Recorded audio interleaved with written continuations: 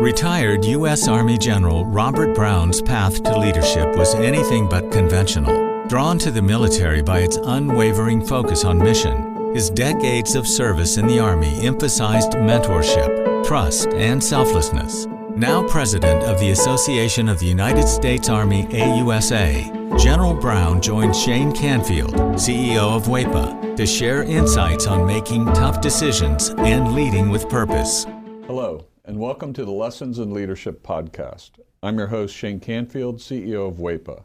Today I'm joined by General Robert Brown, President and CEO of the Association of the United States Army, AUSA. General Brown, welcome, and thank you for joining. Well, thanks for having me, Shane. Really appreciate it. Great to be here. And there's lots of lessons in leadership, so I look forward to it.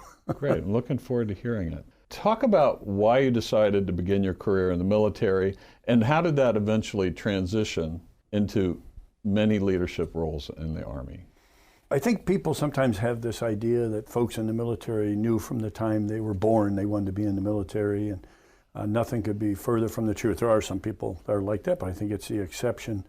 So for me, I was a pretty good basketball player in the state of Michigan my last 3 years in high school. And at the time, there was another pretty good basketball player named Irvin Magic Johnson. There was a senior in high school at the same time. And I remember my parents complaining how parents are with the kids, that he was getting all the publicity. And I said, he's pretty good, and turned out to be okay. Well, he was going to Michigan State on a basketball scholarship, and I got a basketball scholarship to University of Michigan, and was glad about that, so I wouldn't be competing on the same team as him, but against him. But then a guy named Coach K, Coach Mike Krzyzewski, was the coach at West Point, United States Military Academy, West Point at the time. And he had gone there and played for Bobby Knight when he was a cadet. And Wow. So he was the head coach, and he came to my house and was very passionate about West Point. And my father was a Marine in the Korean War and had gotten out of the Marines, but he had an incredible respect for West Point. I remember seeing he was very excited about this, and Coach K was very passionate about West Point. So I said, okay, I'll visit. And I did my last official visit there, and fell in love with the idea of selfless service and all that West Point stood for.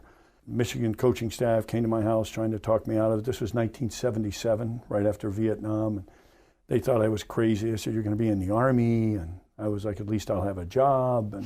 And just trying to explain the meaning I saw in serving a cause greater than self and defending your nation. And the Constitution, to me, it struck me as an amazing opportunity. So I went to play basketball, Wow. and did not intend on staying in.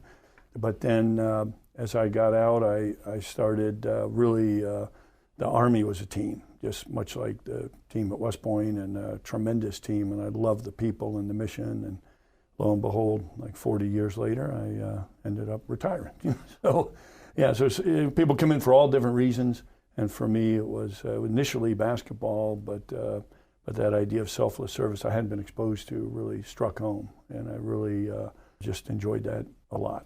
Excellent. You found a mission early on in a way that you would have never expected. Exactly. And it hit you right at your core. Yeah, exactly. I'm very, very fortunate. My father was in business, and at the time, and I thought about business, but I saw some things that kind of frustrated me that were done in business. Not that business isn't great. That's what makes our nation. With business is wonderful and business leadership. But when I saw it, at West Point, they had a poster there, I remember, and it had Eisenhower, Bradley, MacArthur, Patton, and it said at West Point, much of the history we teach was made by those we taught.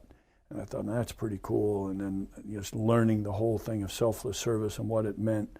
And so again, I feel very fortunate to have stumbled into it through basketball. And every time I see Coach K or talk to him, we're friends to this day, and I thank him because I wouldn't even have known about West Point had he not recruited me for basketball. And so I feel very fortunate to be among a great team. Well, finding a mission that resonates with you personally matters a lot. I've been in the insurance business for 35 years. Yeah. The early part was on the commercial side. That was fine, but then I was exposed to nonprofit insurance, which is mission driven. Yeah. You're at AUSA now. Yeah. So you understand you've still mission driven as opposed to profit driven. Right. And it matters, and it resonated with me. It doesn't resonate with everybody though, but to find that early, like you did, is a beautiful thing. Yeah, I agree with you 100%. To me, the mission is most important. What difference you're making. You want to make a difference, and I see, youth today, they want to make a difference in the world. And nonprofit, as you mentioned, I feel very fortunate. They select one retired 4-star to run the Army's nonprofit association, United States Army, and so to be able to help the Army and help soldiers and help our country and continue to do that, I feel very, very blessed. As my time ran out in service, you get to be able to continue, and it can help a ton of soldiers and families every day what we do. So. Excellent. Yeah, it's a mission is critical. I think you're right. Get you motivated every morning when you get up. Perfect.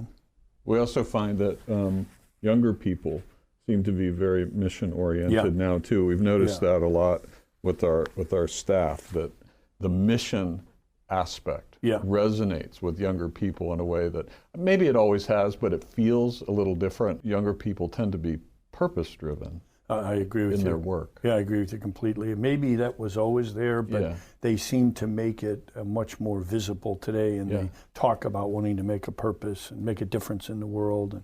And maybe that was always there, but maybe money was also, and I'm not saying they're not concerned about money. They don't want to, they want to make the right amount of money, but I think the purpose is most important to them and make a difference, which is really encouraging, makes you feel good about the future. In this complex world we're in. Your leadership style, has it changed over time? And then is there a moment that stands out to you as something that was particularly impactful to you in your leadership style? I think when you're becoming a leader, all of us in whatever field, you're trying to figure out, you're reading and studying about leaders, and if you see a famous leader, say, oh, I'm a little bit like that famous leader or this famous leader, but eventually you come to the realization that you have to be yourself.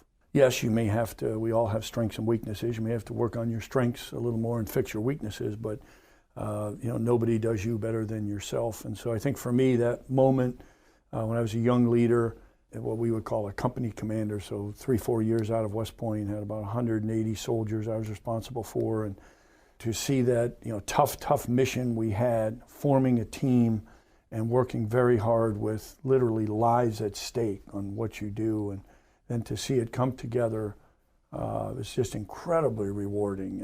And it wasn't so much the huge success, but when a soldier would say, hey, sir, that was really tough training, that was great, it's going to help us a lot. And, that feedback, it's like, boy, you just feel like you could keep going forever, developing those teams and being successful on a difficult mission. So whether that was peacekeeping and preventing people from killing each other, or humanitarian assistance, going helping and saving lives, or whether it was in combat where you had some folks that were really evil and you're trying to do the right thing and help for people have a chance at freedom. Very rewarding to form that team. And so that was so it was fairly early on for me. I was debating staying in or getting out of the military. I enjoyed it, but there's always ups and downs, and you always look. Sometimes the grass looks greener on the other side. But I'm very glad I stayed in, and it got better and better for me at each level. I just felt more proud to be able to serve at each level and have a even bigger impact as I went from a young leader with a couple years experience to leading 150,000 in the Pacific as a 4-star general. It didn't change that ability to form a team that would do a tough mission. Was extremely rewarding. Yeah. And I love the seriousness of it too, and the recognition that there's nothing wrong with hamburgers, but you guys aren't making fast food. Yeah. I mean, this is the real deal. Yeah. So I think you've kind of touched on this a little bit, but in your mind, what makes leadership in the Army unique? Well, lives are at stake, and just about anything you're doing, whether you're saving lives, which you do a lot. A lot of people think you're in the Army, you just go and you're constantly fighting. No, there's a lot of things we do in the Army, and you spend way more time saving lives. Again, in a disaster, in missions where I was in Bosnia, helping them have a chance at freedom and keeping warring factions from fighting each other, peacekeeping operations, or whether I was in Haiti helping people have a chance at a better life and trying to provide them the security that they deserved. They're high stakes. These are, and it's not that, somebody with a business, those are pretty high stakes for them as well, but I think the ultimate is you may make a decision and someone's life depends on it. That's a lot of pressure. So we study leadership a lot. And for example, in a 20-year career in the Army as an officer, you'll spend 4.5 years, not all at once, but 4.5 years over those 20 years studying leadership to improve and get better.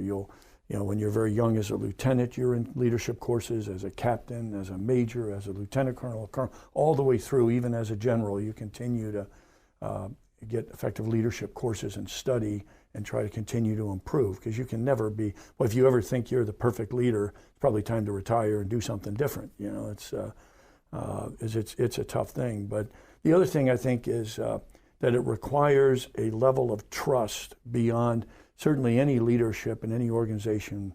You can't be an effective leader without trust. But in the military, it's trust at a level that you're trusting folks with your life.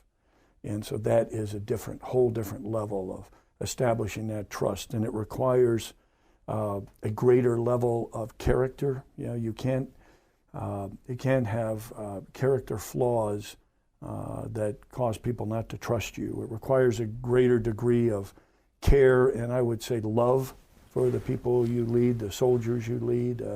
It really is a level of that you love them like a son or a daughter, that level. And then it also requires, still at the same time, being able to empower them to do. So you built that trust, now you can empower them, because today if you don't empower, they'll be too slow and they could be in harm's way because they're not reacting fast enough to a situation. Again, be that a terrible humanitarian event that's happened, a disaster, or somebody trying to kill them. You've got to have that empowerment so they can react fast enough. So that those things make it unique. However, the other interesting thing I think that has always fascinated me is always been involved in leadership and leadership development and working on leadership and with industry, with academia, with sports, a lot with sports given my background. And leadership is still leadership. The stakes are different, but the same principles that apply in the Army and the military apply everywhere. It's just the stakes are a little greater there, but it's the same principles. And any team you look at, or any successful sports team, any successful business, any successful academic setting or university, they're all using the same principles. It's just the stakes are a little bit different, obviously, and so you have to be careful on comparisons in some ways, but it's the exact same principles.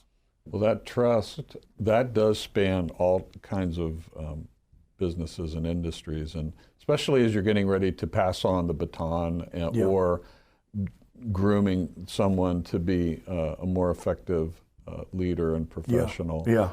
If the trust element is missing, it doesn't work as well. It's like not having a foundation of a house. It's not going to work. Right. You might be able to get short-term, intimidate somebody into something, but that's not going to get you very much. It's got to be a solid trust that leads to, as you said, and I think some other key parts you mentioned there, mentorship is big. Again, I don't know anybody in any industry, any leader anywhere that didn't have a mentor to assist them and help them. You need that. You learn from that mentor, and you can learn some of that mentorship can come from reading and studying leadership. Reading autobiography, you get the experiences of a lifetime and leadership lessons of a lifetime in a book. But better is the person and the mentor that can help you. And I would say it's very rare. I don't know of anyone that succeeded in any field that didn't have a mentor that assisted them with that wise counsel when needed. You can't do it on your own, that's for sure. Yeah. And it's very rewarding to be a mentor, I might also say. I've got much more satisfaction over those I've led that have gone on and I've mentored that have done that is way more satisfying than anything you've ever done for yourself. And do it for others, it's much better to give than to receive is true, and it's very rewarding to see them do well. And sometimes they will come up with ideas that happened to me that I hadn't thought of, a perspective I hadn't seen before, a young person, and for that reason alone, it's a great new perspective. I would say more than sometimes, all the time they come up with, if you've empowered them and mentored them, it is really rewarding to see. They'll come up with things we never thought of. They'll do things way better than we ever did. That's part of the mentorship, is they should be better than you, and they'll be in many ways they're not tied to wedded to old ways, and they'll, especially the younger folks, will amaze you with what they come up with. It's very rewarding and good for the organization too, by the way, no doubt. So this is an interesting next question that's near and dear to my heart, is about risk taking. And have you ever taken a significant risk, and then what was the outcome? The answer is yes. I don't believe you can succeed in any field without taking risks. It's going to lead to failure, taking risks, and it's a concern I have today. And to get back to the direct question, I can't tell you how many times I took risks, and I can think of about 12 times where the risks I took almost led to me being relieved and my career being over 40 years. Numerous times, from a young officer to a more senior officer. Now, they're not just wild risks, out of control. These are calculated risks where you think you're doing the right thing. In some cases, that was, there's a leadership thing that's very important, is to give the credit to the subordinates and take the blame when things go wrong. So the risk of a subordinate that's trying to do the right thing, it doesn't work out. I'm not talking about, they feel something immoral or illegal. No, they're trying to do the right thing, but it may not work out the way it was planned, and so they fail. And then you go to the leadership and say, hey, relieve me, don't relieve, Captain so-and-so. He was trying to do the right thing. So you, in essence, take the blame and will be relieved. I've done that numerous times, and and sometimes you have to, I think, to have that trust with those you lead, you have to be able to look in the mirror. And if you're doing the job for a promotion or the next job or to be a general, well, you more than likely won't be and shouldn't be. And I think that's very true in many fields as well. It's not that, you don't want to do your best, but you've got to think of the organization first and the team and first. And so you have to be able to say, okay, I'm going to go risk. It's happened to me one time. I was 16 years in, and a job I really loved and worked hard for. It's called Battalion Command. I had about 1,000 soldiers and a battalion. I loved it. And I was only 3 weeks in, and an individual was trying to do the right thing, made a mistake, and so it said, relieve me, not him, knowing it could be over. And I waited 16 years for this job, but you have to be able to look at yourself in the mirror and feel good about who you're looking at, and not that you were out for yourself. And so that happened numerous times to me, and I would have never thought I would be a make general officer or be a general in any way, shape, or form. Never tried. That was never my goal. But I think one thing is, when you have the right attitude, people see that and know that in an organization where there's a lot of trust, and so it does end up working out, But at the same time, had I been relieved for taking that risk, I would have been able to live with myself and move on and done something else, So, right. So that's a big part of it. And I think, again, that builds that trust in the organization. They know you're going to empower them, trust them.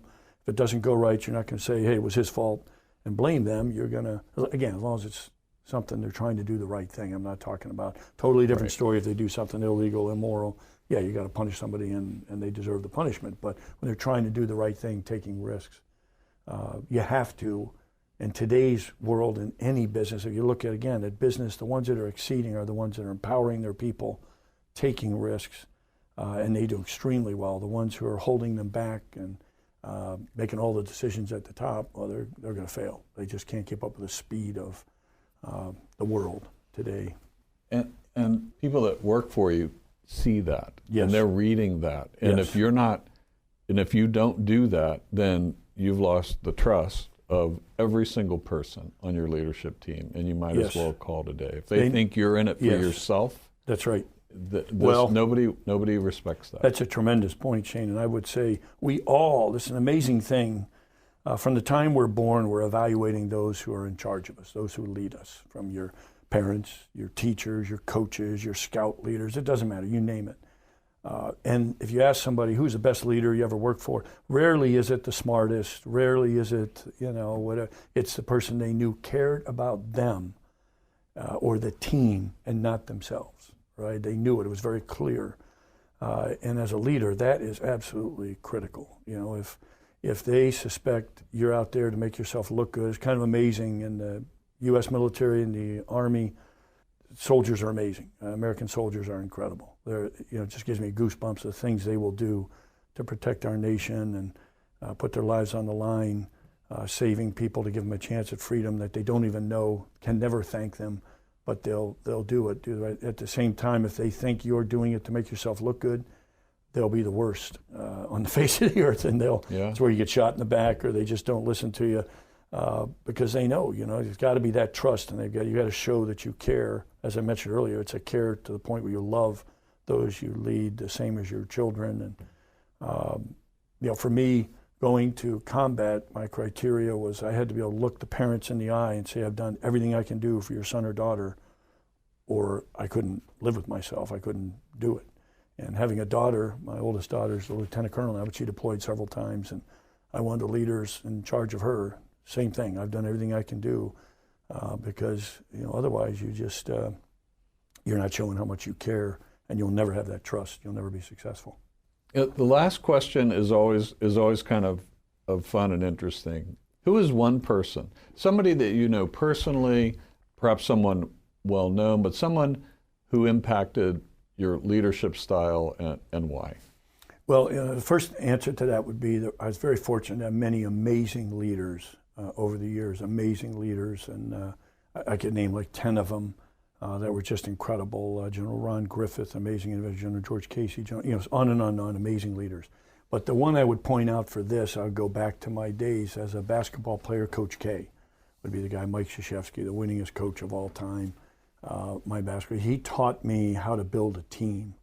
And we stayed close after I graduated, and we talked leadership for hours over the years. And I was just with him a couple of weeks ago. Army played Duke in basketball, and was down there, and he's still there as an ambassador. And even though he's not coaching anymore, we were talking leadership for hours, And so what he taught me about building a team, he's got a fist analogy he uses, and each part of the fist is about building trust, communications, all the things we've been talking about.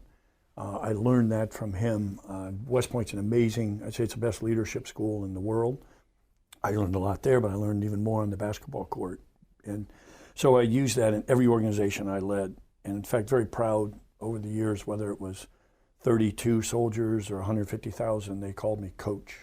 So it was kind of a compliment, I thought. And, and I got that really from him, and at the time, he was playing for him. It was his first coaching job at West Point, and we knew he was really good. I'm not sure I would have predicted he'd be the winningest coach of all time. That's pretty amazing. What an amazing person to know, and win 3 gold medals coaching the Olympic team and everything else. But definitely that I would credit him the most with building a team, and I was known as a team builder and took a lot of pride in that.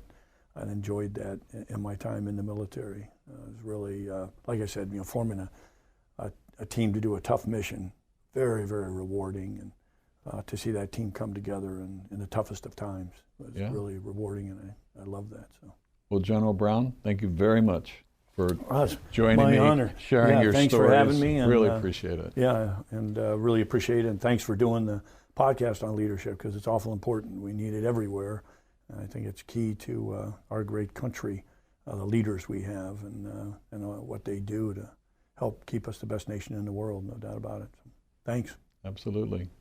And thank you all for tuning in. This is Shane Canfield, CEO of WAEPA, reminding you to empower your team and embrace challenges. Until the next time on Lessons in Leadership. Find the full podcast and future episodes of Lessons in Leadership on the Federal News Network app and anywhere you enjoy your podcasts.